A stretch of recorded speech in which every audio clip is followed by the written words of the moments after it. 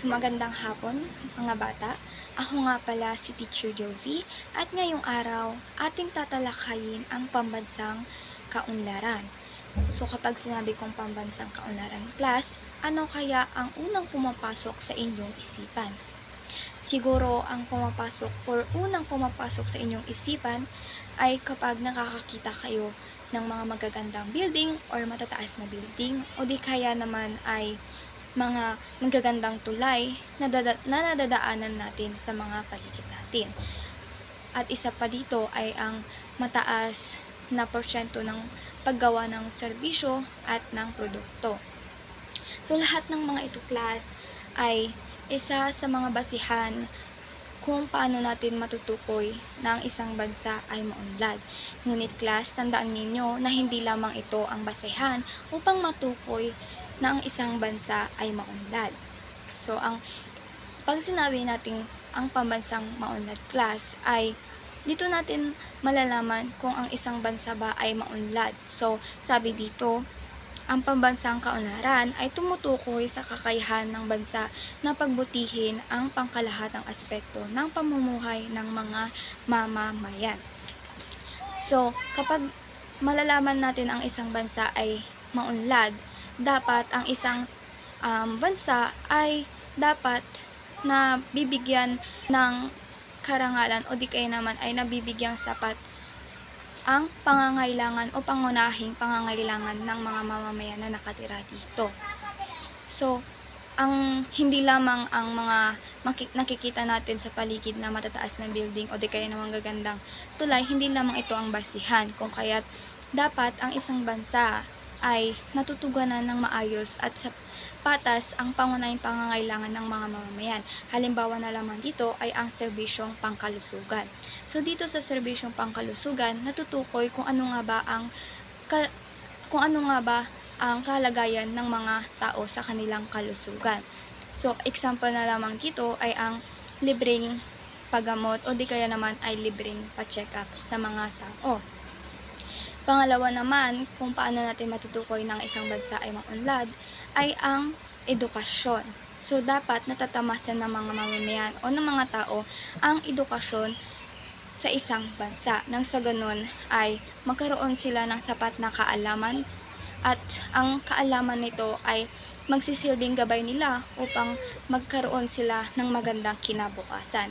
Dahil kapag mayroon silang sapat na kaalaman, dito ay parang magiging advantage na nila ito upang makahanap ng magandang trabaho. So kapag may magandang trabaho ang isang tao class, ay mas maganda ang magiging kinabukasan nila. Dahil magkakaroon sila ng magandang trabaho, ay magkakaroon din sila ng magandang kita, na kung saan ang kita na ito ay maaari nilang gamitin upang pambili ng kanilang pangunahing pangangailangan o di kaya naman ay kanilang kagustuhan. So ang dalawang ito class ay hindi lamang natitiras or hindi lamang ito yung mga basihan upang matukoy ang bansang kaunlaran. So madami pang iba. So halimbawa na lamang dito din ay dapat ang mga mamamayan ay natatamasa ang serbisyong kaligtasan. So dito dapat ang isang mamamayan ay nagkakaroon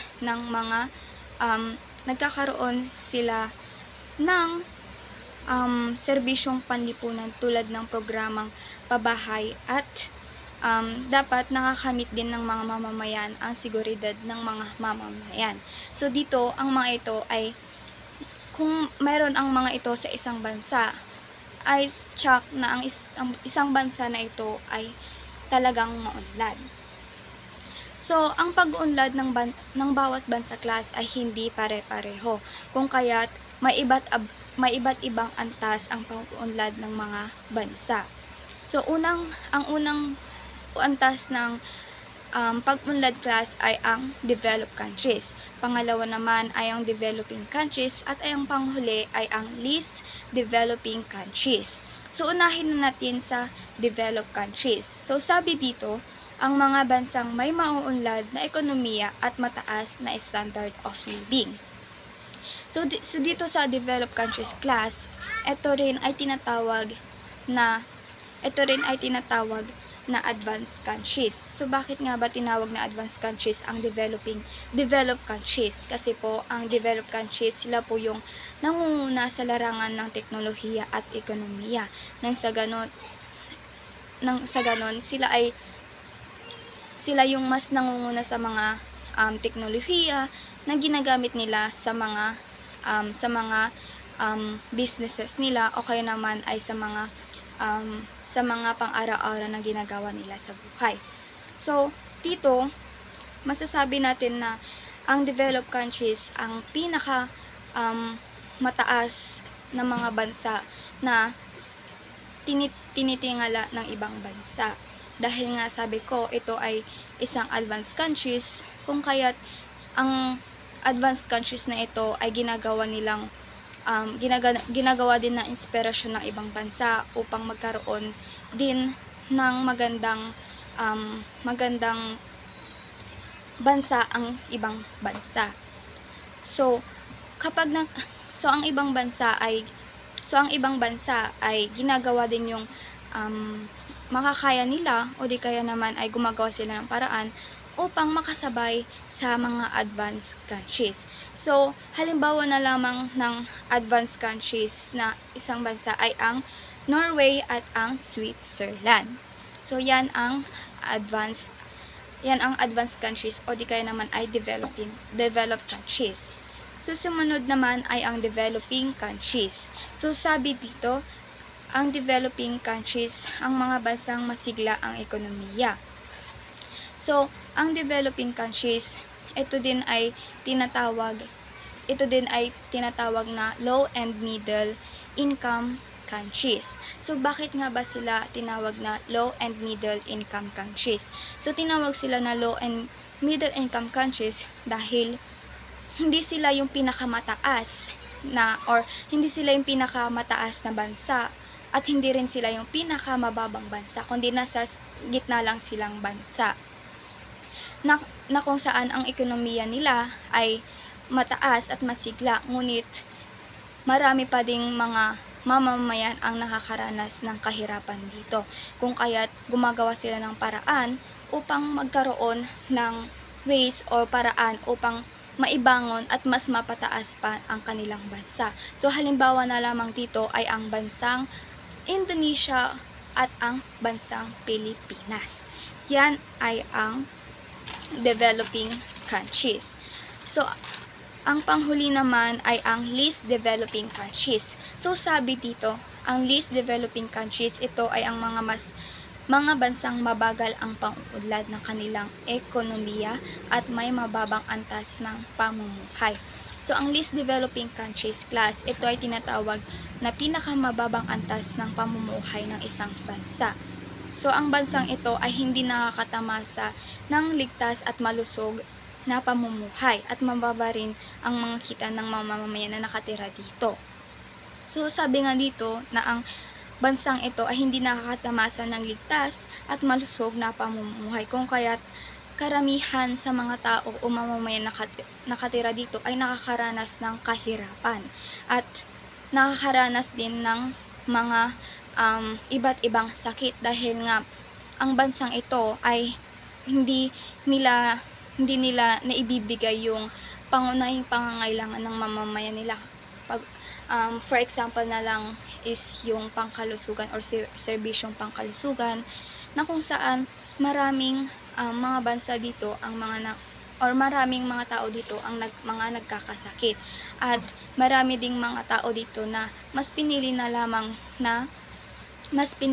lamang na magtrabaho kaysa mag-aral, dahil mas kailangan nila ng kita compare sa pag-aaral nila. Kasi kapag naghanap sila ng trabaho ay magkakaroon sila ng kita, at maaari nilang itong gawin or gamitin upang pambili ng kanilang pangunahing pangangailangan. Halimbawa na lamang dito ay ang bigas at mga ulam. So, halimbawa ng bansang kabilang sa least developing countries ay ang bansang Haiti at ang bansang Yemen. So, ang tatlong antas ng pag-unlad ng isang bansa ay ang developed countries, developing countries, at ang least developing countries. Ngayon naman, sumunod naman tayo o dumako naman tayo sa katanungang ano ang indikasyon upang matukoy ang kaunlaran ng isang bansa. So sabi dito, ang indikasyon na ginagamit upang matukoy ang kaunlaran ng isang bansa ay ang panukat na HDI. So ano nga ba ang HDI? So ang HDI ay ang Human Development Index. So ito yung ulat statistika na tumutukoy kung ang isang bansa ba ay bumubuti or hindi. So ang HDI ay malaking tulong sa isang bansa upang matukoy kung ang isang bansa ba ay umuunlad. So kapag ginagamit nila ang HDI, ay mas madali nilang matukoy kung ang bansa ba nila ay umuunlad. So kapag hindi ito umuunlad, mas nakakagawa sila ng mabilis na paraan upang ang bansa na ito ay kaya nilang mapaunlad ng mabilisan. So at ang HDI class ay ang layunin nito ay i-focus yung intention na pagpapaunlad ng mga bansa na hindi lamang sa aspekto ng ekonomiya, kung hindi higit lalo sa pagtuunan ng pagpapaunlad ng mga polisiyang magpapaangat ng kalidad ng buhay ng mga mamamayan. So hindi lamang ito patungkol sa isang bansa, kundi ito ay patungkol sa iba't ibang bansa na ang i-focus nila yung intention nila sa pagpapaunlad ng kanilang bansa. So hindi lang sa pagpapaunlad ng bansa, kundi pati rin sa kabuhayan ng isang ekonomiya. Ngayon naman, dumako naman tayo sa tatlong dimension ng HDI. So ang HDI ay may tatlong dimension. Ito ay ang mababa at malusog na buhay or long and healthy life. Ang pangalawa naman ay kaalaman o knowledge, at ang pangatlo naman ay ang pamantayan ng pamumuhay or standard of living. So, ang tatlong antas na ito ay 2019 na datos na naitala noong 2020 ng United Nations Development Program. So, ito yung mga bansa na nangunguna sa may pinakamataas na HDI sa buong mundo. So, makikita natin dito na ang Pilipinas ay nasa 107 na bansa na may pinakamataas na HDI. Ngayon, isa-isahin natin ang tatlong antas ng dimension ng HDI upang mas lubusan nating malaman kung bakit nga ba nasa 107 ang Pilipinas sa may pinakamataas na HDI. So, unahin natin sa mahaba at malusog na buhay o long and healthy life. So, dito, ang mahaba at malusog na buhay ay nasusukat sa life expectancy. So, sabi dito, ang life expectancy, ito ay ang edad na kung saan kalimitang itinatagal ng isang mamamayan. So, ayon sa batas or datos ng United Nations or UN, ang average na edad na inaasahang itatagal ng bansa sa Norway ay may 82.4 years. Samantalang ang Pilipinas naman, ang mga itinatagal ng buhay ng isang tao or ng isang mamamayan sa bansang Pilipinas ay nasa 71.2 years lamang. So makikita natin dito na ang Norway ay mas malaki yung inaasahang years na itatagal ng buhay ng isang mamamayan. Samantalang sa Pilipinas ay nasa 71.2 years lamang ang itatagal nito. So mayroon pang isang panukat ng kahabaan ng buhay, at ito ay ang mortality rate. So ang mortality rate, ito naman yung bilang ng mga taong namamatay sa particular na populasyon. So maraming uri ng mortality rate, ngunit ang kadalasang ginagamit ang kadalasang ginagamit sa pagsukat ng buhay ay ang adult at infant rate. So, unahin natin sa adult mortality rate. So, ang adult mortality rate, ito ang bilang ng mga namamatay mula sa 15 na taong gulang pataas. So, sa kada 1,000 na tao sa Norway ay mayroong 62 male at mayroong 39 female. Samantalang sa Pilipinas naman, sa kada 1,000 na tao, mayroong 235 male at mayroong 131 female. So, dito, malalaman at nakikita natin na mas marami ang namamatay sa Pilipinas, mapababae man o lalaki, compare sa Norway. Kasi ang Norway ay meron lamang 62 at 39 na tao. So, makikita natin dito na ang serbisyong pangkalusugan sa Norway ay talagang ibinibigay ng bansa sa mga mamamayan nila.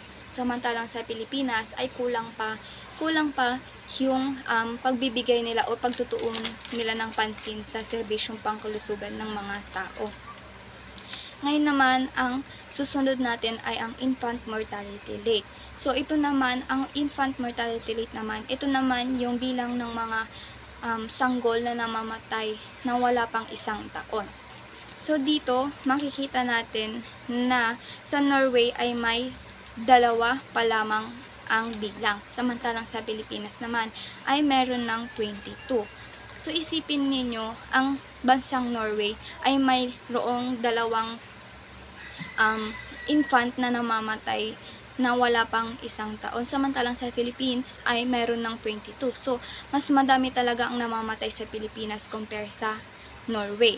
So, masasabi natin na ang serbisyong pangkalusugan ng Norway ay talagang naibibigay ng patas at sapat at mas maganda sa mga tao na naninirahan doon.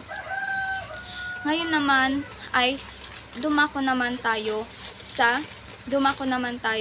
sa katanungan na bakit ang life expectancy at birth mortality rate ang ilang basihan para sa haba at lusog na buhay. So, sabi dito, bakit nga ba na ang life expectancy ang napiling basihan? So, dahil kung ito yung ginagamit na basihan, dahil kung naibibigay or natutugunan ng maayos ang pangkalusugan, pangunahing pangangailangan ng pangkalusugan ng mamamayan dito, ay lahat ng mga mamamayan na nakatira sa isang bansa ay tatagal ang kanilang buhay. So, kapag tatagal ang kanilang buhay ay doon natin masasabi na ang serbisyong pangkalusugan ng ibang bansa or ng isang bansa ay talagang effective or epektibo sa mga mamamayan. At masasabi din natin na ang mga tao ay malaki ang naitutulong sa isang bansa. Dahil sila naman talaga yung center na kailangang tulungan ng mga nasa kinakaupo. So, ngayon naman ay dumako naman tayo sa kaalaman o knowledge. So, ito naman ay nasusukat sa pamamagitan ng mean years of schooling. So, ito naman yung bilang ng taon na ginugugol ng isang tao sa pag-aaral. So, ito yung basihan na ginagamit upang matukoy ang isang tao ay ginugugol ang pag-aaral sa taong may edad na 25 pataas. So, ayon sa datos ng United Nations or UN, ang bilang ng taong nararating sa karamihan sa mga mamamayan na nasa edad na 25 pataas sa bansang Norway ay may 12.9 na taon. Samantalang ang bilang naman na ginugol na taon sa edad na 25 pataas sa Pilipinas ay mayroong 9.4 na taon. So, ang isa pang panukat na mayroon ang kaalaman or knowledge ay ang literacy rate. So, ang literacy rate naman, ito naman yung bilang ng mga taong marunong magbasa o di kaya naman ay nakakabasa at nakakapagsulat. So, sa Norway ay mayroong 99%. Samantalang sa Pilipinas naman ay may 96%. So makikita natin dito na dito natin nalalaman na ang literacy rate, ito yung mga basihan ng mga tao na nakakabasa at nakakapagsulat. So, sa percent na mayroon ang iba't ibang bansa na may mga taong nakakabasa at nakakapagbasa, hindi natin alam na, or hindi natin nalalaman, or hindi tayo sigurado kung yung binabasa ba nila ay naiintindihan nila, o di kaya naman ay yung mga nababasa nila ay kaya nilang isulat. Ngayon naman, sabi dito, bakit ang mga datos na nabanggit ang ginamit para sa dimensyon ng edukasyon? So, ito yung mga ginamit na datos upang malaman ang dimensyon ng edukasyon ay dito ay napapatunayan ang nagpapatunay na kung nasusuportahan ba ng isang bansa ang serbisyong edukasyon sa mga mamamayan. Dahil kung mataas ang percent ng mga taong nakakabasa at nakakapagsulat sa isang bansa, ay talagang nalalaman dito na effective talaga yung pagbibigay ng pangunahing pangangailangan sa edukasyon ng isang bansa. Ngayon naman ay dumako naman tayo sa panghuling antas. Ito naman ay ang pamantayan ng pamumuhay or standard living. So ito naman ang ginagamit dito na panungkat ay ang gross national income per capita. So ito yung estimate na kita na tinatanggap ng mga tao kapag hinahati ang GNI or gross national income, na kung saan ang kita na ito ay hinahati, or ito yung mga kabuuang kita ng populasyon na nakatira sa isang bansa. So, ayon sa World Bank, kapag hinati ang kabuuang kita ng isang bansa sa Norway, na kung saan ang buong populasyon nito ay umaabot, ang buong populasyon nito at ang kita nila ay nasa 72,920 US dollar sa bawat mamamayan. Samantalang sa Pilipinas naman, samantalang sa Pilipinas naman ay mayroon silang 10,230 US dollar. Kung susuriin natin, mas mataas ang GNI or gross national income ng Norway kaysa sa Pilipinas. Kasi dahil mas mataas ang GNI ng Norway, dahil din po ang halos na populasyon sa Norway ay may 6 na milyon lamang na populasyon, samantalang sa Pilipinas naman ay may 109 milyon na populasyon. So, kung susuriin natin, kung mas mababa yung populasyon ng Pilipinas, malamang ay tataas din yung GNI nila. So, sabi dito, bakit kailangan hatiin ang kabuuang kita na tinatanggap ng bansa sa lahat ng mamamayan na nakatira dito? So, hinahati ang bawat kita ng populasyon na nakatira sa isang bansa upang matukoy din kung ang kita ba na ito ay sumasapat sa pangunahing pangangailangan ng mga mamamayan na nakatira sa isang bansa, or yung bawat mamamayan na nakatira dito. So kung sumasapat yung kita na ito, ay talagang yung ang basihan kasi dito yung populasyon na nakatira sa isang mamamayan. Kapag kukunti ang populasyon na nakatira sa isang bansa, mas may tutuon nila na ibigay yung pangunahing pangangailangan nila through sa budget or kita na meron ang isang bansa.